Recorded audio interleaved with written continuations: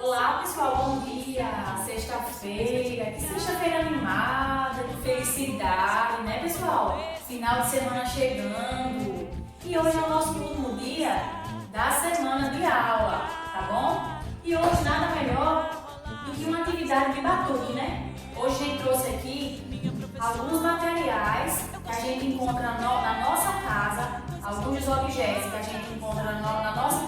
Vejam bem, aqui eu trouxe uma panela, aqui eu tenho uma bacia, aqui é um prato de plástico, né? Copinhos, onde eu vou poder fazer barulho também um baldinho, uma colher e outra colher. Vale ressaltar que aqui temos uma colher de alumínio, ó.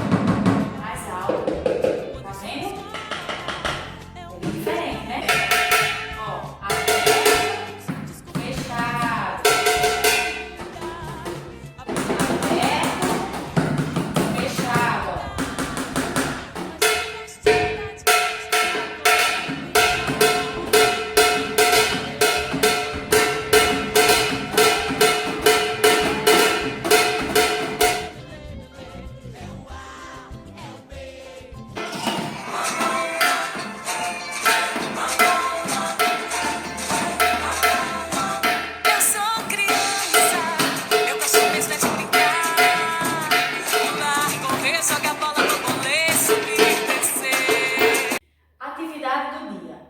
A nossa atividade do dia é justamente fazer o que a gente fez aqui agora. Só que vocês escolhem uma musiquinha que vocês gostam, até aquelas que a gente cantava na creche, e vão tocar, tá certo? Pode pegar um copinho, o prato de plástico, a colherzinha pode ser dessa, ou a de pau, tá bom? E vocês vão acompanhar. Tá certo? Tchau, pessoal!